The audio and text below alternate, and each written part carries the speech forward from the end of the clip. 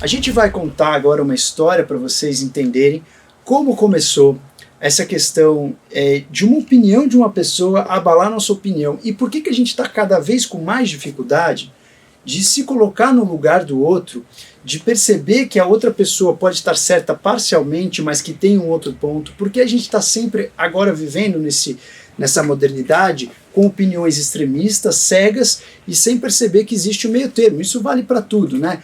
Aquelas pessoas que são a favor do tratamento precoce, elas são defensoras do tratamento precoce até que a morte separe. As pessoas são defensoras da vacina, idem. As pessoas que são defensoras aí de uma ideologia política, idem. Então, a gente está com várias dicotomias hoje, várias polaridades, e vamos entender de onde vêm essas polaridades e o que as redes sociais estão interferindo nessas polaridades. Então, vamos voltar aí para um tempo muito próximo, quase meio século atrás. Era mais ou menos 21 de dezembro de 1954. Você que entrou agora, fica comigo, amarra essa historinha aí para vocês entenderem como tudo começou. 1954, 21 de dezembro. Nesse dia, um grupo seleto, tipo uma seita, eles estavam jurando por Deus e jurando por tudo que o mundo ia entrar num apocalipse, o mundo ia acabar. E aí essas pessoas, elas se reuniam o ano todo para esperar o fim do mundo no dia 21 de dezembro de 1954. E isso começou a tomar uma proporção muito grande. A líder, que chama-se Cat, ela começou a espalhar esse movimento de que o mundo ia entrar em apocalipse e várias pessoas começaram a fazer parte dessa seita. Entre as pessoas que começaram a fazer parte dessa seita, 3 cientistas natos se infiltraram, fingindo que eles estavam também acreditando no fim do mundo, mas o que eles mais queriam era observar o que vai acontecer com essas pessoas se o mundo não acabar. Como elas vão reagir. Entre essas pessoas que estavam, nesses cientistas, tinha um cara que chama-se Leon. E esse cara, ele ficou infiltrado junto e ficou acompanhando o movimento todo. Quando chegou meia-noite, o mundo não acabou. No dia 21 de dezembro desse ano, de 1954, o mundo não acabou. As pessoas ficaram tensas, se olharam, tal, ficaram tentando entender. Chegou 2 da manhã, o mundo ainda não tinha acabado. Eles ainda estavam esperando alguma notícia, alguma coisa, esperando o universo explodir, alguma coisa acontecer. Quando foi 4h45 da matina, a líder resolveu se pronunciar. O que ela falou para as pessoas que estavam seguindo fielmente essa crença de que o mundo entra em apocalipse? Ela falou: galera, vamos se reunir porque eu senti que alguma coisa mudou aqui. Eu senti que alguma coisa está diferente. E falou o seguinte: olha a história que a líder criou. Falou: galera, nós conseguimos salvar o mundo. Nós salvamos o mundo graças a vocês que estão aqui com a fé, que estão rezando, que estão na vibração. A gente, com essa vibração, com essa fé, com essa devoção, nós conseguimos mudar o destino do mundo, nós salvamos o mundo. E o mundo não acabou, graças a nós. E o que aconteceu com os seguidores quando ouviram esse storytelling? Uma parte desses seguidores acatou o que ela falou, e outra parte rejeitou e falou assim: cara, essa mulher tá de palhaçada. Quem foram os seguidores que acataram essa decisão? Foram os seguidores que estavam mais comprometidos, aqueles que tinham saído do emprego, rapelado a poupança porque o mundo ia acabar, aqueles que tinham gastado todas as suas fortunas e moedas porque o mundo ia acabar. Essas pessoas, elas continuaram acreditando naquela história, continuaram acreditando fielmente que realmente elas salvaram o mundo, e as outras pessoas que eles estavam mais ou menos os interessados, os curiosos tal, acharam a mulher maluca e saíram fora. E aí esse cara, esse cientista que estava estudando esse comportamento, ele criou um termo para isso. Ele entendeu que isso é um mecanismo psicológico de proteção da mente. A esse termo ele chamou de dissociação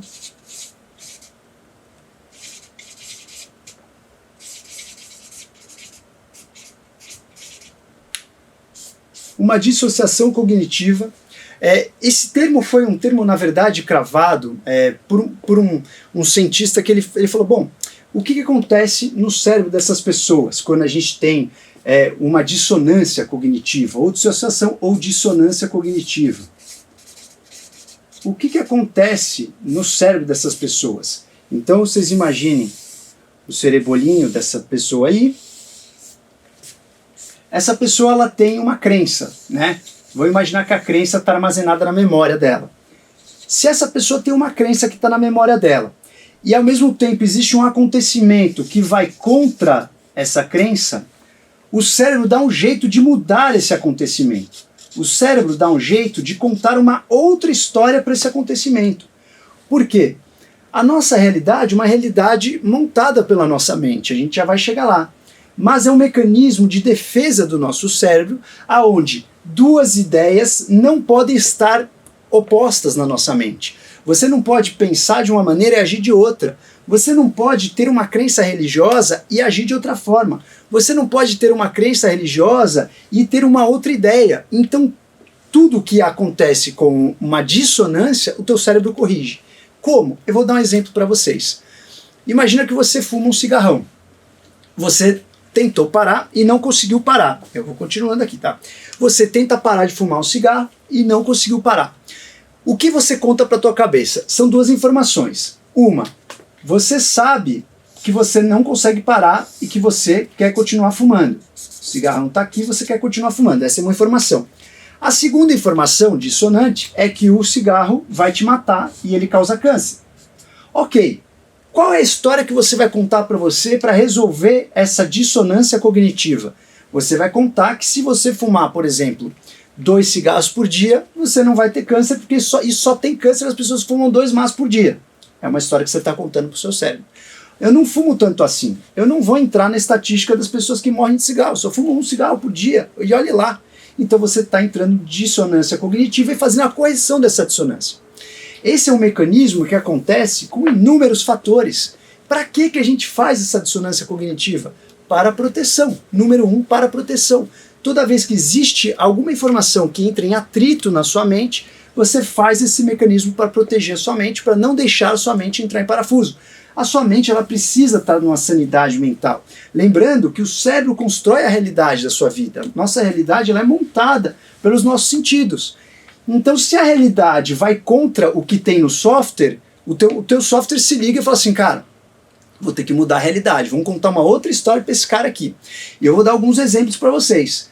Isso acontece com proteção. Por exemplo, algumas pessoas que saíram do Holocausto, ficaram no Holocausto quando estavam ali na Segunda Guerra Mundial. O Holocausto que pegou muitos judeus aí na Segunda Guerra, e judiou dos judeus, torturou, etc.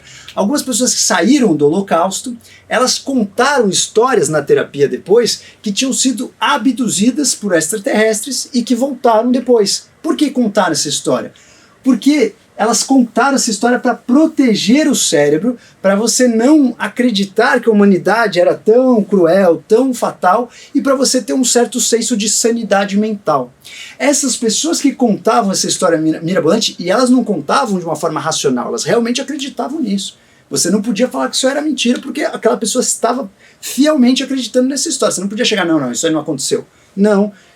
Você tinha que entender e apoiar isso aí, beleza, foi abduzido. Então essas pessoas elas criaram essa história, uma outra realidade, para sobreviver com uma sanidade mental. Existem muitos exemplos de dissonância cognitiva. Uma das primeiras vezes que eu tive contato com a dissonância cognitiva foram em 2 ocasiões. A primeira delas, eu jogava xadrez todo ano pelo meu colégio, e meu irmão jogava também. E eu me lembro, nas Olimpíadas do meu colégio, que todos os anos eu fui campeão em primeiro lugar, todos os anos. Era uma questão assim de honra, eu gostava muito de xadrez, etc, e meu irmão também. E uma vez a gente estava contando mais pra frente essa história, e eu vi o meu irmão contando. E eu me lembro que um dos dois teve um ano que ficou em terceiro lugar. E eu me lembro que não era eu, que era ele, tanto que eu fiquei enchendo o saco dele, e a medalha, tá? A gente tinha essa competição saudável, né? E aí o meu irmão contando a história pra outra pessoa, ele contou que ele sempre ficou em primeiro lugar. Eu falei, ué, não era ele que ficou em primeiro lugar, era eu que fiquei em primeiro lugar. Só que como ele contou tão fielmente, eu falei, cara, será que eu tô viajando? Será que ele tá viajando? Aí eu falei, cara, engraçado, a gente mudou a realidade. Eu acho que é uma coisa, ele acha que é outra, mas é uma situação banal, né? Mas a gente viu que o nosso cérebro contou uma história diferente um pro outro. A segunda vez que eu tive contato com a dissonância cognitiva foi uma vez que me marcou muito. Vocês lembram? Se eu não me engano, o Paulo Maluf foi prefeito. Eu não lembro se ele foi prefeito ou governador. Acho que ele foi prefeito, porque depois veio o Celso Pitta, que ele indicou, etc. numa época, não lembro se foi no final do mandato dele ou foi no Celso Pitta, o Maluf caiu na Polícia Federal, investigação, etc., de roubo, desvio, formação de quadrilha, 1 milhão de acusações. E aí o Paulo Maluf foi preso, ele ficou preso um dia inteiro, e ele ficou fazendo depoimento por mais 6 horas na delegacia, etc. e tal. Quando ele voltou para casa dele, tinha um mar de repórteres esperando o Paulo Maluf sair do carro. E eu me lembro que eu estava vendo isso na televisão, eu era molequinho, de nem ter 12 anos, 11 anos, sei lá. E eu me lembro de assistindo essa cena. O Paulo Maluf saiu do carro, né, aquela chuva de repórteres, ele saiu do carro. Eu falei, cara, o que esse cara vai falar? Como que esse cara vai se virar? Qual é a desculpa que ele vai dar? Tipo, o Brasil inteiro assistindo, o roubo, o desvio, não sei o quê. O que esse cara vai falar? Aí ele virou e falou assim, ele saiu do carro, olhou para os repórteres e falou assim, eu vou provar para vocês que o Paulo Maluf não é mentiroso.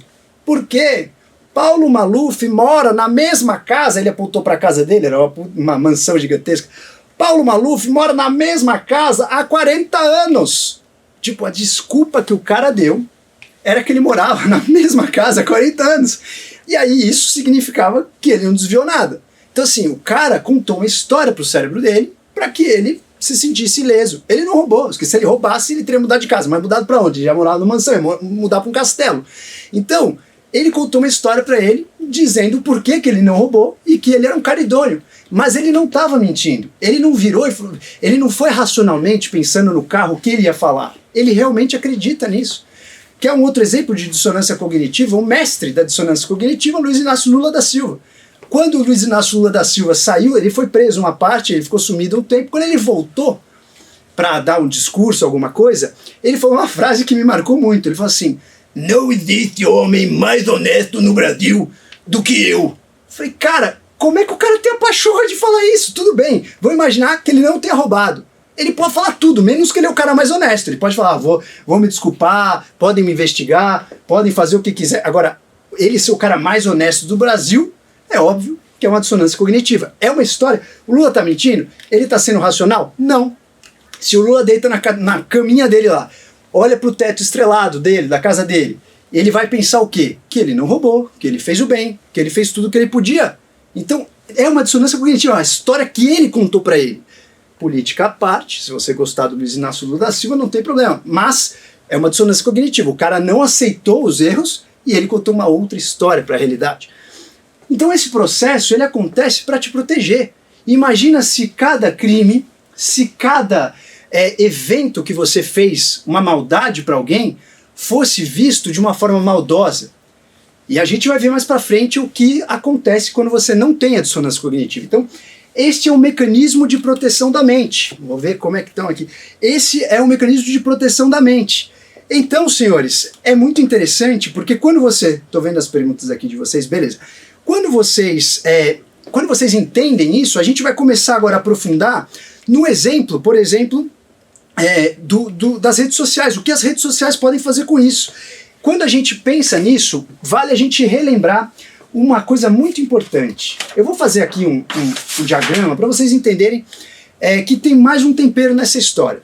A dissonância cognitiva, então, é um processo quando você tem uma ideia, uma atitude, ou duas ideias discordantes, ou uma ideia e uma crença discordante, o teu cérebro tende a modificar isso e contar uma história que seja plausível para que você tenha uma consonância cognitiva e não uma dissonância. Então você reduz a dissonância contando uma historinha de mentira para que você tenha ali uma história plausível para você não perder a sanidade mental. Mas como a gente constrói uma realidade? A nossa realidade... Eu costumo muito levantar o conceito do David Frawley, que é o Vamadeva Shastri, é um dos meus mestres aí do Ayurveda, do conhecimento da filosofia ayurvédica, é um dos caras mais conhecedores da filosofia védica vivo. Ele falava o seguinte, a nossa realidade ela é construída com a técnica de pontilismo, e ela não é verdadeira. Nós vivemos um mundo de Maya, um mundo de ilusão. O que significa isso? A técnica de pontilismo é aquela técnica japonesa que vários pontinhos vão formar um desenho. Então, por exemplo, se você quiser fazer um narizinho, eu vou fazer rápido aqui porque ela demora um século, mas se você quiser fazer um narizinho, você faz com vários pontinhos, e aí quando você vê de longe, você acha que é uma imagem completa. Quando você chega de pertinho, você vê que existe um espaço entre os pontos. Esse espaço entre os pontos é uma ausência da realidade, ou seja, Nós construímos a realidade com a técnica de pontilhismo e não com a realidade verdadeira. Não é um realismo, é um pontilhismo. Existe um espaço vazio no meio das informações. Qual é esse espaço vazio? Os nossos sentidos. Então imagina que você constrói a sua realidade. Aqui tem um olhar, só para a gente ver o ponto de vista, tá? Imagina que você constrói a sua realidade baseado em um leve olhar específico. Você tem várias maneiras de enxergar o mesmo evento. Então nós temos um olhar e nós temos aqui 360 graus de maneiras de enxergar um evento. Se o seu olhar é um olhar específico para um evento, você vai enxergar de um ponto de vista.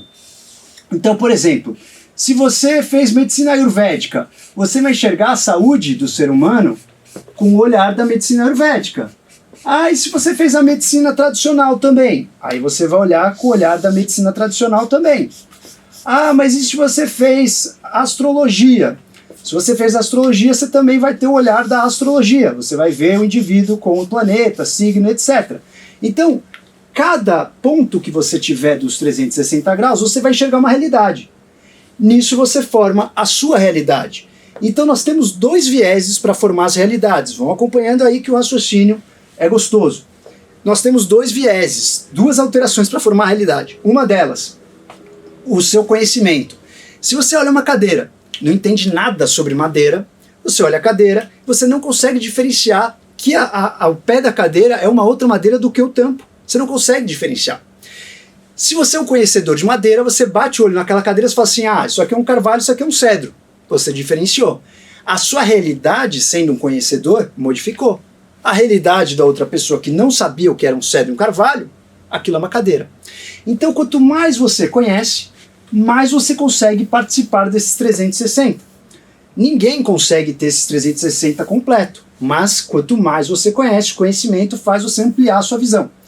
E aí o segundo fator, o segundo viés para a gente construir nossa realidade são que os nossos sentidos eles são limítrofes. Por exemplo, a nossa visão, que é um dos nossos principais sentidos, é o que a gente domina os sentidos, a gente enxerga a olho nu de 400 a 700 nanômetros de comprimento de ondas eletromagnéticas.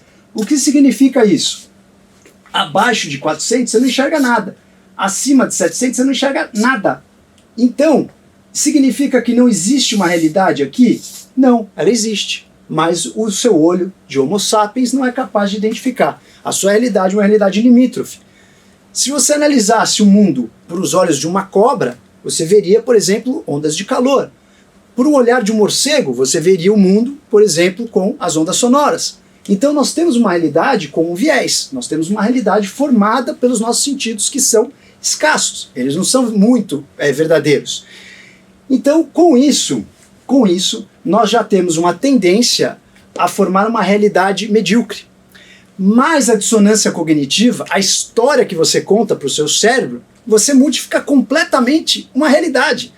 Então, além disso, ou seja, você capta mal a sua realidade, existe então o segundo fator que chama-se memória. Dá para ler aí? Memória. Tá dando para ler aí? Memória. Então a memória é uma construção. Como você constrói uma memória? Se a gente quer reconstruir e falar e contar as nossas experiências, a gente tem que reconstruir através da memória. Para reconstruir através da memória, como funciona? Você tem seus conceitos e você analisa a realidade pelos seus sentidos e você vai reconstruir através da sua memória. Só que a memória, ela vem com dois filtros. O filtro do sentido e ela vem com o filtro da sua construção da memória. Quando você constrói uma memória, você constrói baseado nos seus conhecimentos. Então, quando você constrói uma memória, você não vai construir uma memória baseado naquilo que você viu. Então, tem um escritor, é o Maxwell, é William Maxwell. Ele falava o seguinte, que a nossa memória é algo constante que fica na nossa mente e que ela é constantemente modificada a cada vez que você conta a história. Ou seja, se você contar uma história 10 vezes, as 10 vezes você vai modificar essa história. Você vai recheando a história, modificando os detalhes. Então vamos supor que você está em plena adolescência e você vai contar uma história que você teve uma briga com seus pais, em plena adolescência. você vai tocar o terror nos seus pais, falar que eles não te entendem, que eles são maldosos, que eles não deram atenção para você, que eles são culpados de tudo. Se há 10 anos mais tarde você vai contar a mesma história, só que dessa vez você está muito mais próximo dos seus pais, você já saiu da adolescência, você já entendeu que seus pais dedicaram a vida para você evoluir, para você estudar legal, para você ter um bom acesso à comida, a dormir bem, você já vai ter um outro raciocínio na sua história. Você vai contar a sua história de uma outra maneira. Seus pais já não são mais os vilões, eles já são as pessoas que te ajudaram na vida. Você vai modificar até a forma com que você conta essa história. Então as nossas memórias, elas nos enganam. Tem um exemplo muito interessante da dissonância cognitiva, que é bem fácil da gente lembrar. Uma pesquisa bem bacana, 2017. Eu sou fãzaraço também dessa pesquisa, porque eu já tive o prazer de ouvir um violino do Stradivarius ao vivo. O Stradivarius é um violino que ele tem pelo menos 300 e poucos anos. O Stradivarius foi feito em 1720, 1720 e pouco. São violinos que foram produzidos mais ou menos 1000 violinos, hoje a gente deve ter uns 600 violinos desses Stradivarius circulando pelo mundo, e que são violinos que nunca foram conseguidos ser replicados, porque o tratamento que o Stradivarius dava para aquela madeira nunca foi conseguido. Ele usava uma espécie de carvalho com outras madeiras, etc. e tal, e ninguém conseguiu reproduzir aquele tratamento. Até hoje, o violino Stradivarius é considerado o violino mais casca-grossa que existe na atualidade. E esse violino é um violino que tem um som muito puro, muito bonito. Isso já é conhecido, só que é um violino milionário. Até um tempo atrás, eu me lembro, quando eu soube do Stradivarius, o Stradivarius era quase $1 milhão e poucos de dólares. Hoje acho que já está mais de 4 milhões de dólares no Stradivarius. E o Stradivarius, ele realmente faz um som diferenciado. Eu assisti o Joshua Bell no Rio de Janeiro tocando ao vivo com o Stradivarius. Quando o cara entra tocando o violino dele, é outra história. Mas esse cara, o cientista sempre quer ser o do contra. E um cientista em 2017 resolveu estudar se realmente o Stradivarius era o melhor violino.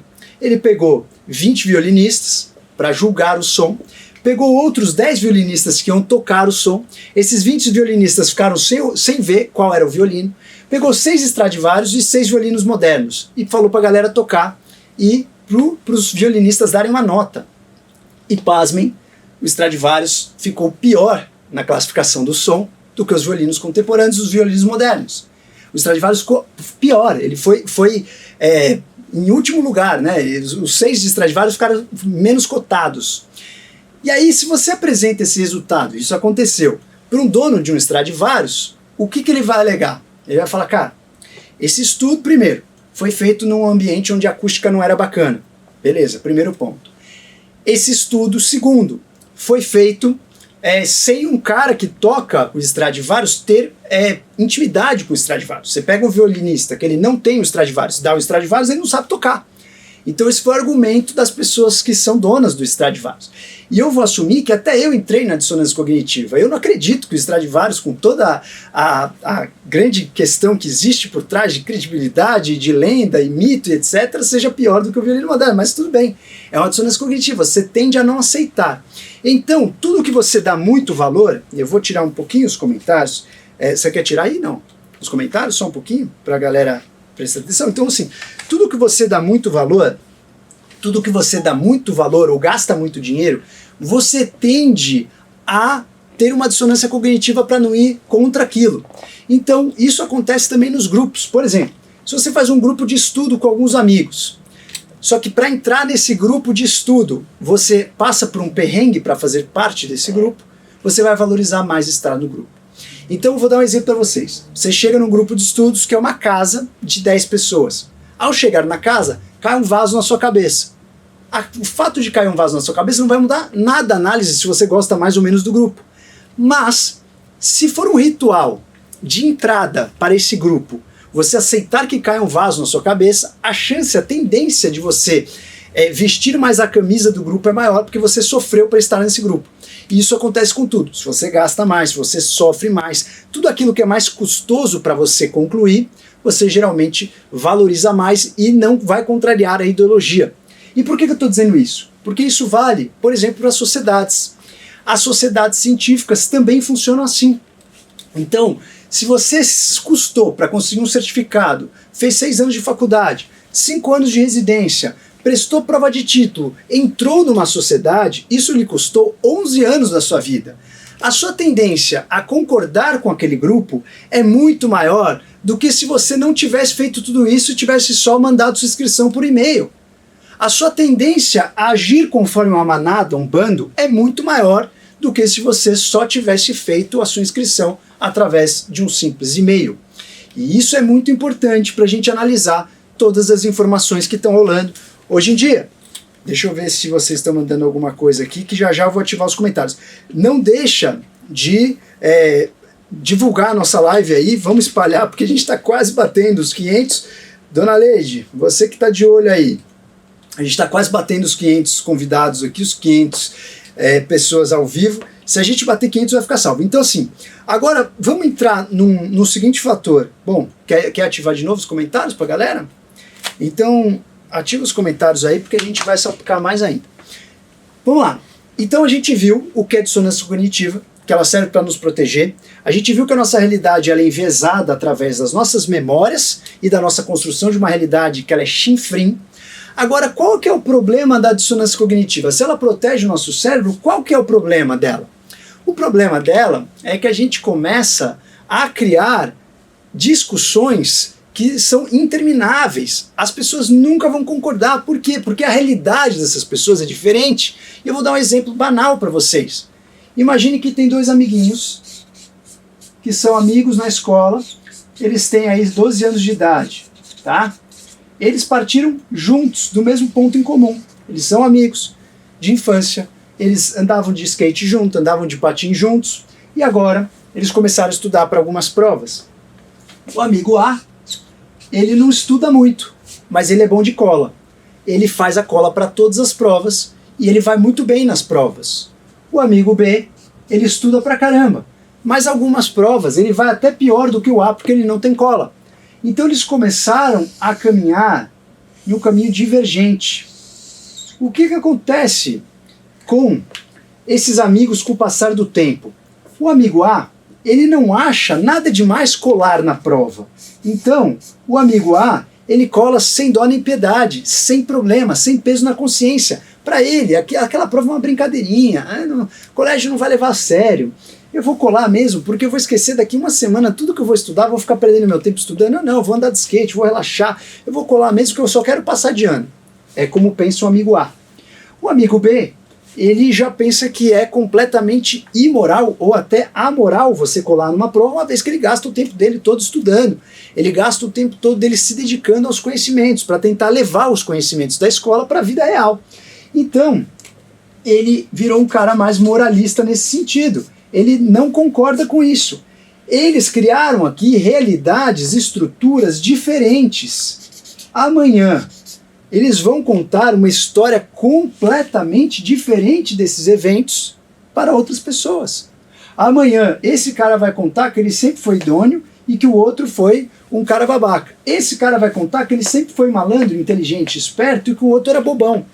Isso faz com que, com o passar do tempo, dos anos, eles estejam muito distantes. Para eles concordarem numa discussão, a chance de ter uma confusão ideológica aqui é muito grande.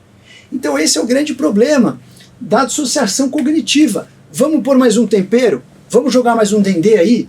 Imagine isso agora nas redes sociais, senhores. Imagine isso agora salpicado pelas redes sociais. O que acontece nas redes sociais? Primeiro, olha a grande questão. Nós estamos agindo mais em manada, porque nós temos aí uma facilidade de atingir mais pessoas. Só que essa manada é uma manada já que é a nossa bolha. Por quê? As pessoas que estão na diferença ideológica, eu bloqueio, eu excluo, eu não aceito ela nas minhas redes. Então a maioria das pessoas da minha rede, elas vão estar justamente no mesmo caminho que o meu. Isso faz com que eu fique cada vez mais longe desse fulano daqui. Porque ele também vai estar na rede social dele num caminho completamente diferente com a trupe da galera que gosta de colar. E isso faz com que nós tenhamos aí realidades completamente distintas. E mais, a gente segue, a gente muda a realidade conforme a nossa comunidade nos guia. Fala assim, eu não vou contrariar, né? Vocês viram a live aí eu tô fazendo muito essa live porque a gente teve a live com o Dr. Barbosa, que ele não é a favor do tratamento precoce, e ele também não é a favor de vitamina D, vitamina C, falou um monte de coisa na live em relação ao tratamento de prevenção, e as pessoas começaram a me questionar. E aí depois eu vou comentar sobre tratamento precoce ou não tratamento precoce, que é uma dicotomia que nós temos aqui na modernidade. Então, quando você começa a ter essas pessoas cada vez mais em grupos diferentes, isso cria-se um problema. E aí as outras pessoas que são os animadores de plantão ficam forçando aquela pessoa sempre mudar a realidade para que ela esteja no grupo. Vou dar um exemplo para vocês, que inclusive eu falei para a Dona Leide, eu ia fazer uma live disso, a Dona Leide me proibiu. A questão do estupro da menina. Quando teve esse papo do estupro, a Dona Leide, eu cheguei aqui, eu nem sabia do estupro, a Dona Leide postou lá, peraí que acabou a minha bateria, Dona Leide postou lá, estupro culposo, não sei o que lá, eu falei, Leide, que isso? A Leide me contou. E beleza, eu fui pra casa pensativo, eu falei, é mesmo, história, putz, cara, como assim? Coitada da menina, não sei o que, beleza. Eu fui pra casa e fui estudar um pouco da história. E aí eu comecei a ver que todo mundo tava postando, em menos de uma hora tava o Instagram inteiro postando, estupro culposo, estupro culposo, estupro culposo. E aí eu comecei a ver a história mais ou menos como era e falei, cara, será que existe alguma possibilidade, existe qualquer possibilidade da outra pessoa também ter alguma defesa? Será que existe ou não existe, né? Antes que você fique bravo aí, a gente está sendo neutro na análise e a minha análise justamente é zero, porque eu não sou advogado, não sou nada, não entendo nada. Mas eu fui começar a pensar no comportamento em massa nesse caso. E aí eu comecei a pensar, eu falei, bom, a gente tem duas histórias aqui. Isso é muito comum acontecer entre casais, casal que já é um casal ou pessoas que estão se conhecendo. Essa história é muito comum, muito clássica de dissonância cognitiva. Por quê? Muitas vezes, eu não estou dizendo que foi o caso, mas isso acontece com casais. Muitas vezes o homem ele não reconhece alguns sinais que a mulher fala e ele acha que está tudo bem. E aí ele fala assim, pô, eu achei que ela queria. A mulher fala assim, eu avisei que eu não queria, eu sinalizei que eu não queria, que eu estava desconfortável. E aí existem duas realidades. O homem conta uma história, a mulher conta outra história. Quem está mentindo? Provavelmente ninguém.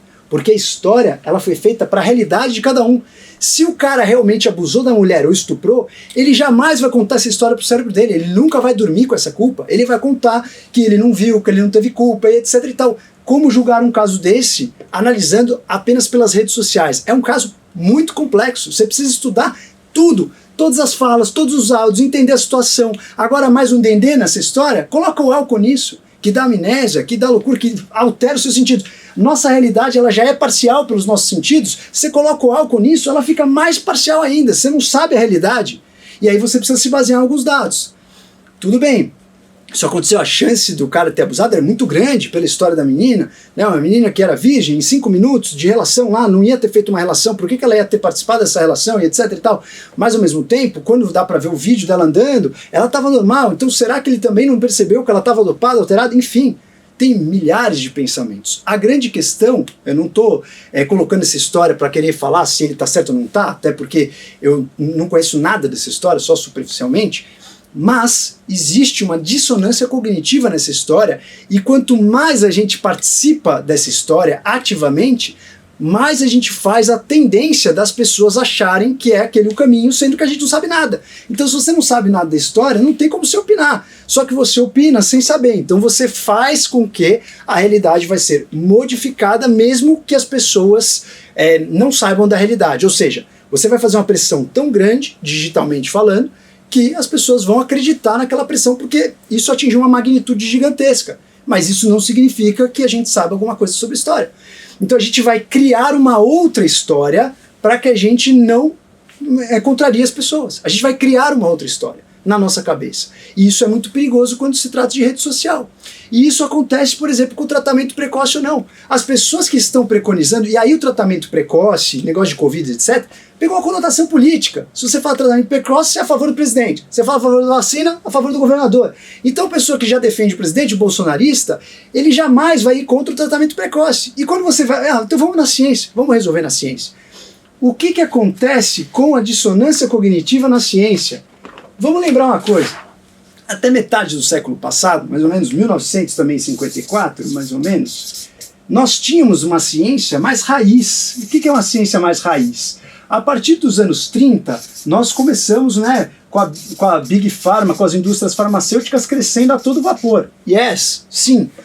Mas até mais ou menos 1950, 1950 e poucos, os cientistas ainda eles eram muito raiz, eles não ligavam tanto para o retorno financeiro, mas eles tinham uma paixão pelo conhecimento, para a ciência, para a pesquisa, para descobrir coisas novas. Existia uma moralidade, né? Existia uma ética no sentido de assim, cientista não faz propaganda, cientista não ganha grana do cara que está fazendo a pesquisa. Existia isso antes.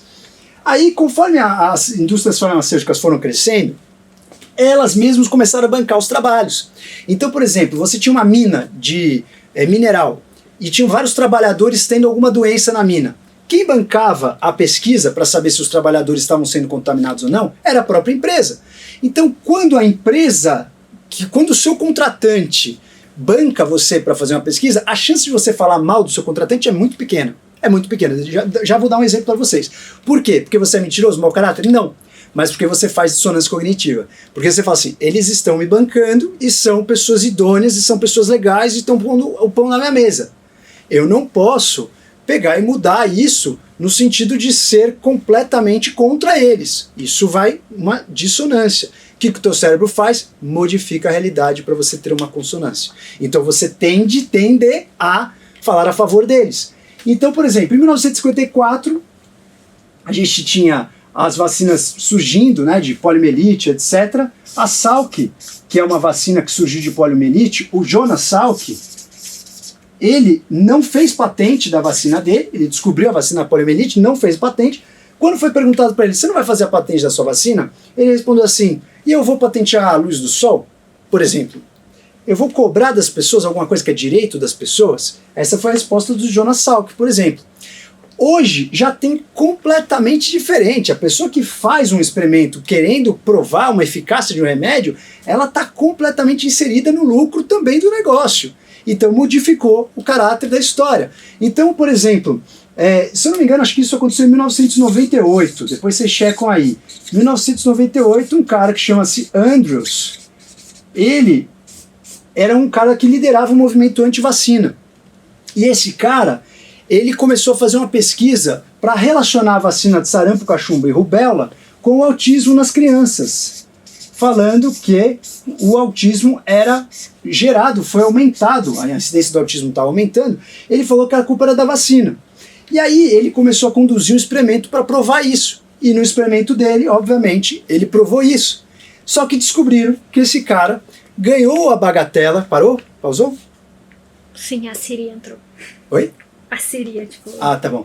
Então, esse cara, as pessoas descobriram que esse cara levou a bagatela em 1998 de $800 mil para fazer o trabalho, isso dos advogados que estavam contra as indústrias que estavam fazendo a vacina.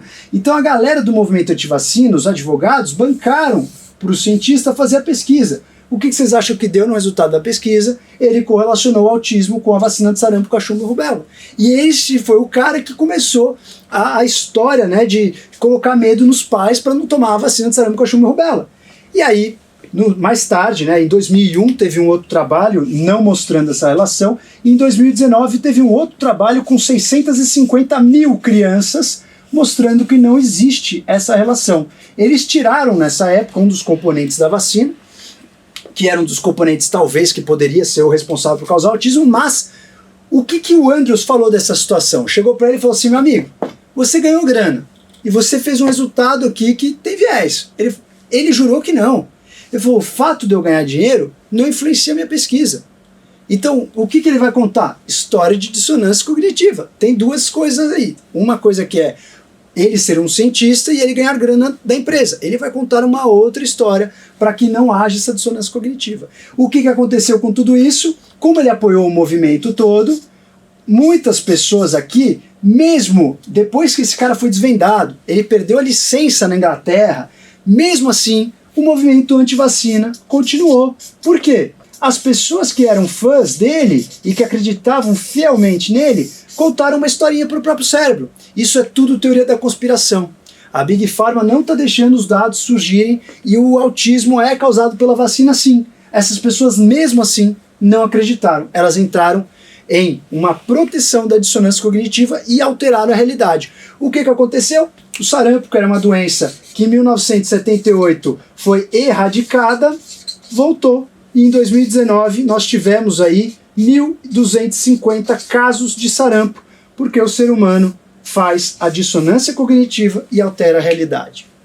Então isso é muito importante para a gente entender que na ciência também acontece isso. O tempo todo está acontecendo isso. E no tratamento precoce versus a vacina, está acontecendo isso direto. Hidroxicloroquina, vários trabalhos falando que não, pode ser perigoso, aumenta o intervalo QT da arritmia cardíaca, pode aumentar a mortalidade. Aí o trabalho no The Lancet falou, né, aquele trabalho controverso que depois eles se retrataram, não aumenta a mortalidade, mas eles também fizeram uso tardio. E aí, quando eles retrataram o trabalho, a galera pró-tratamento precoce, pró-hidroxicloroquina, caiu de pau matando. Falou, cara, isso funciona assim, vocês estão viajando. Então, cada um vai defender o seu, baseado na sua crença, na sua realidade. Hoje a ciência é tão vasta que você consegue achar trabalhos científicos para justificar a sua dissonância cognitiva. Todo mundo que quer defender um ponto vai achar um trabalho para justificar a própria dissonância cognitiva. E você quer mais um tempero, mais um dendê? A gente ainda consegue nos basear em fake news para enraizar a nossa dissonância cognitiva.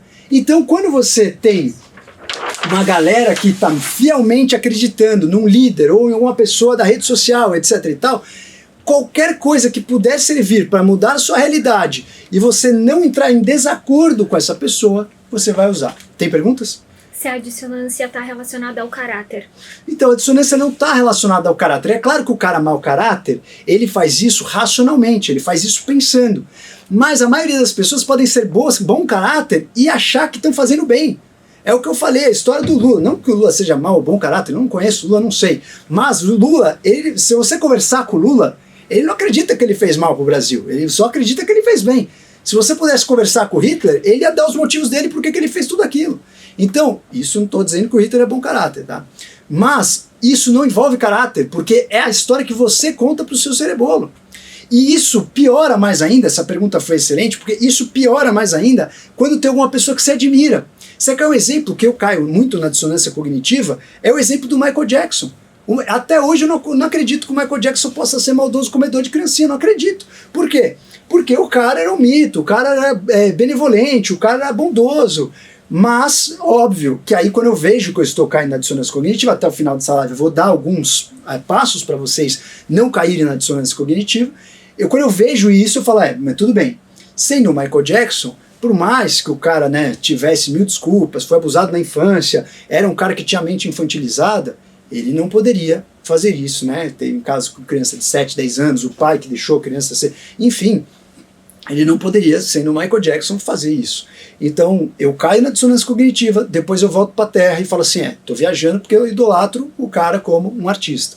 Enfim, é muito interessante a gente lembrar que a dissonância cognitiva existe. Vamos pôr um dendê? Vamos pôr um dendê? Seguinte, agora imagina isso para os reis da verdade, os lacradores da rede social. Imagina isso. Por quê? O que acontece? Vem comigo. Curva de Gauss. Curva de Gauss. Tá? Curva de Gauss. O que é curva de Gauss? É uma curva que um matemático fez para a gente entender alguns comportamentos. Curva de Gauss. Se a gente tem aqui uns grupos de seguidores, vou imaginar que a gente tem um lacrador, tá? Vocês imaginem um lacrador, aquele cara que fala as verdades. Lacrador. Tem um lacrador. Aqui nós temos os fãs. E aqui nós temos os haters. E aqui nós temos as pessoas comuns. Os comuns que não gostam muito, os comuns que gostam, tá? As pessoas generalistas, tá? Então aqui nós temos os fãs e aqui nós temos os haters. Por que os lacradores se dão bem na rede? Por que os lacradores crescem mais do que a pessoa que faz pelo bom senso no sentido de falar, pode ser isso, mas pode não ser. Pode ser aquilo, mas pode não ser. Eu já vou explicar para vocês esse fenômeno. Todo lacrador, ele vai ter mais fãs, porque ele está estimulando com que as pessoas caiam nesse fator aqui, ou você realmente concorda, ele defende a tua ideologia em tudo, e você coloca ele como uma super autoridade, e essa pessoa também vai ter mais haters. Conforme eles aumentam de fãs, aumentam de haters. Quanto mais rígida é a sua opinião, mais você vai ter gente nesses dois extremos da curva de Gauss. Quanto mais meio termo você for, mais as pessoas comuns você vai ter. Só que qual é a vantagem do lacrador? Quem divulga suas redes sociais? É o hater? Às vezes sim, porque ele fica querendo te difamar e o que o cara falou, que absurdo, etc. Esse cara divulga. Então vamos lá. Divulgação vem do hater e divulgação vem do fã. As pessoas comuns, elas não se dão o trabalho de pegar teu post e jogar para outra pessoa.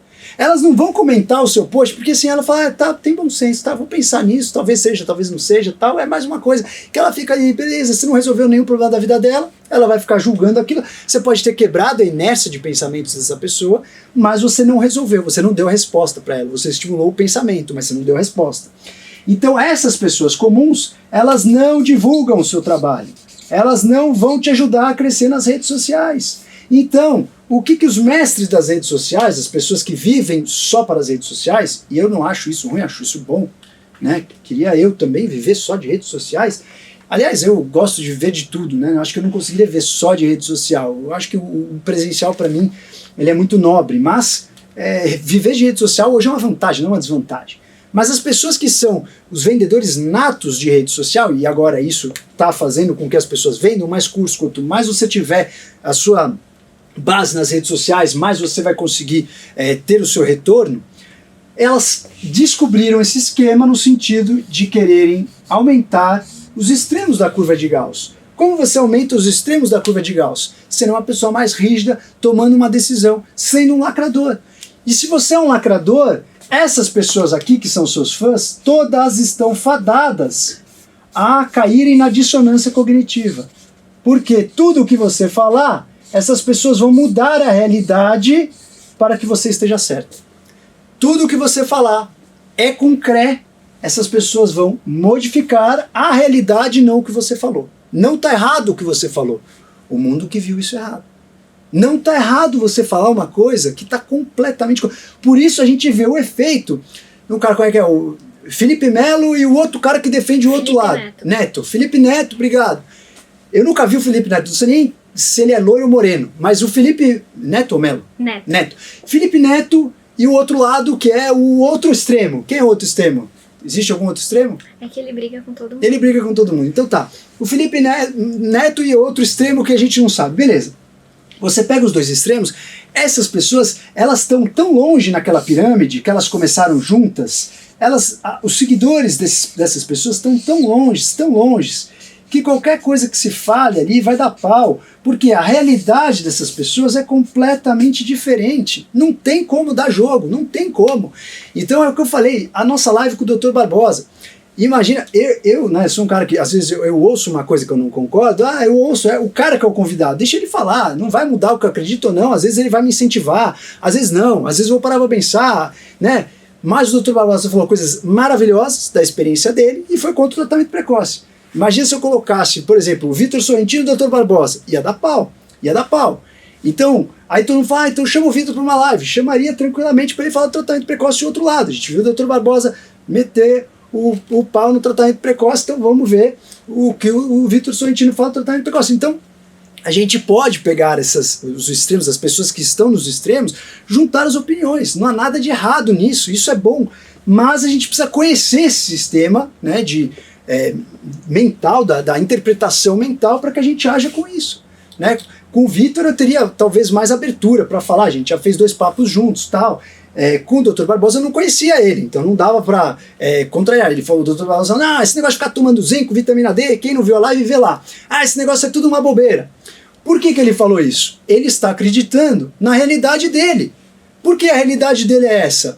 Porque ele faz parte de uma sociedade de infectologia que ele não vai contrariar, porque ele custou muito para chegar lá. Ele não vai contrariar, ele vai mudar a realidade. A vitamina D vai ser uma porcaria, a vitamina C é uma porcaria, mas o que ele acredita na ciência, etc. e tal, vai ser a verdade. E ele não está errado, ele está certo, só que é uma outra realidade. Então se a gente convida o outro lado da moeda, é uma outra realidade. Mas quem que estuda mais? Os dois estudam. Mas quem que sabe mais? Os dois sabem. Mas quem que ajuda mais pessoas? Não sabemos.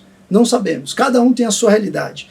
Agora, se a gente pensa nisso, a dissonância cognitiva, algum médico na vida tem remorso pelo mal que ele fez? Se vocês não sabem, a terceira causa de mortalidade nos Estados Unidos chama-se iatrogenia.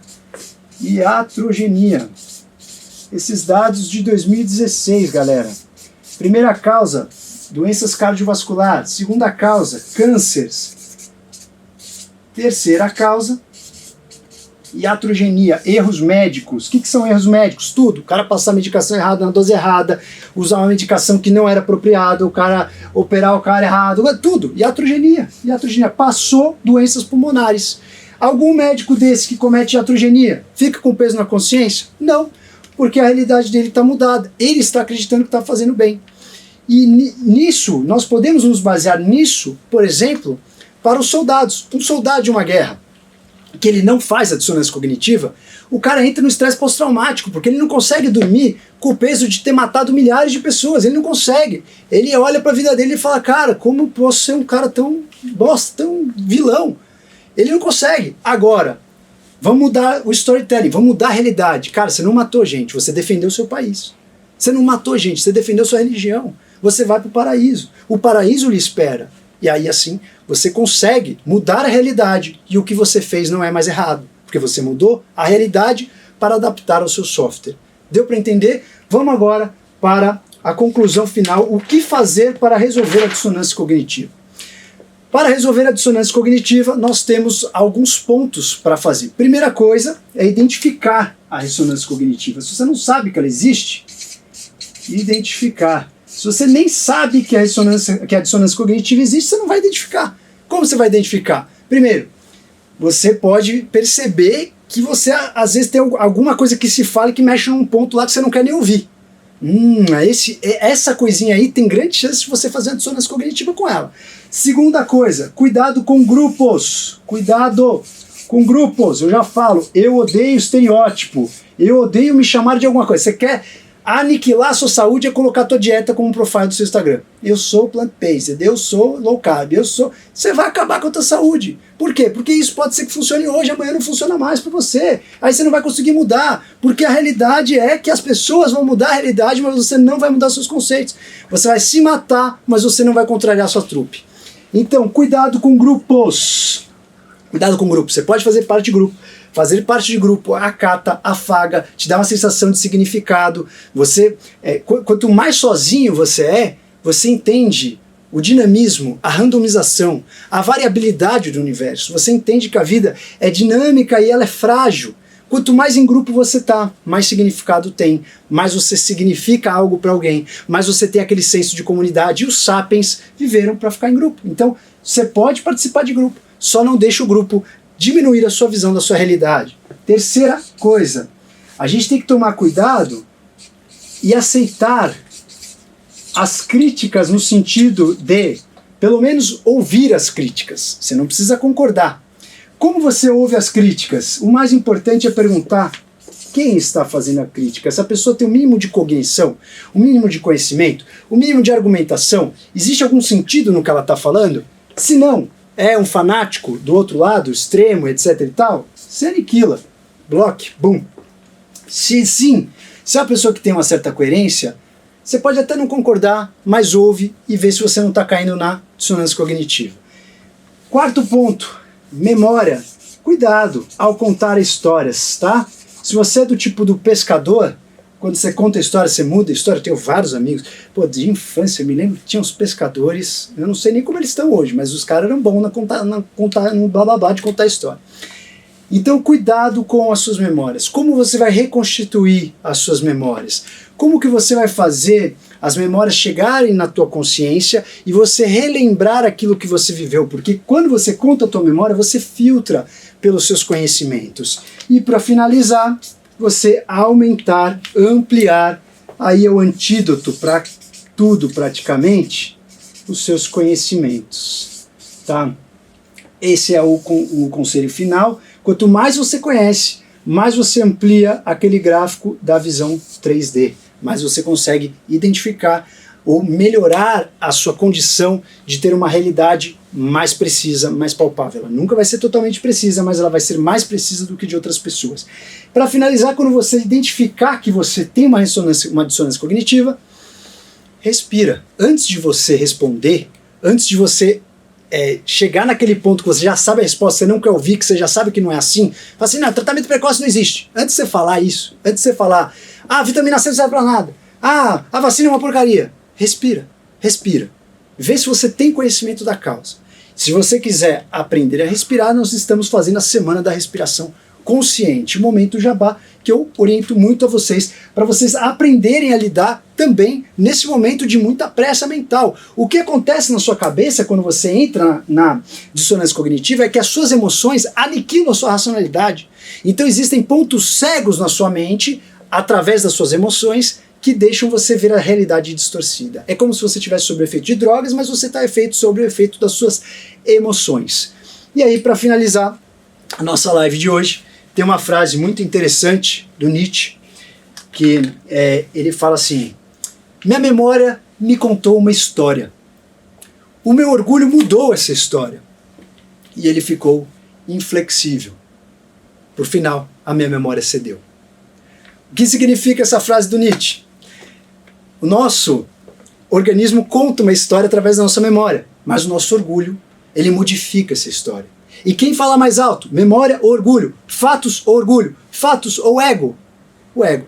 O orgulho fala maior. Então, toda vez que você for recontar uma história para você, pode contar que o seu ego, o seu orgulho vão participar desse storytelling. E cada vez que você contar a história, você vai modificar essa história para que você adeque ela para aquilo que você acredita, para suas crenças, para os seus conceitos enraizados, para o seu ego, para você ter uma consonância cognitiva.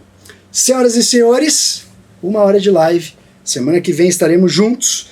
Se vocês quiserem participar do curso, depois eu vou colocar aí o nosso link aí para a Semana da Respiração Consciente. Não percam, porque tá muito bacana de conteúdo para vocês, tá? Tem um avatar aqui perguntando muitas vezes que ele tá já 9 meses com perda de apetite por causa do Covid, se tem alguma dica, alguma coisa. Perda de apetite por conta do Covid.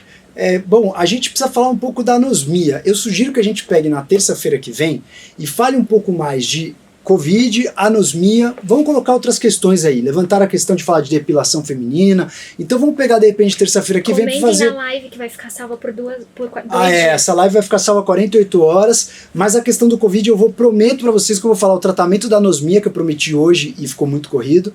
E eu vou falar a questão da depilação feminina, vou falar a questão da alimentação e Covid. Vamos deixar esse Q&A para a semana que vem, para a live na terça-feira. Não perca, e eu prometo que eu vou ajudar você também que fez essa pergunta. Senhoras e senhores, um beijo grande. Até a próxima. Você que acompanhou a nossa live até agora no YouTube, não deixe de se inscrever e acompanhar nosso canal. Mas também se você deixar, não tem problema. Você vai perder os conteúdos. A gente está toda semana aqui fazendo uma provocação para o seu cérebro para você evoluir e ser melhor. Sugiro que você venha com a gente. Estou te esperando no time. Bora!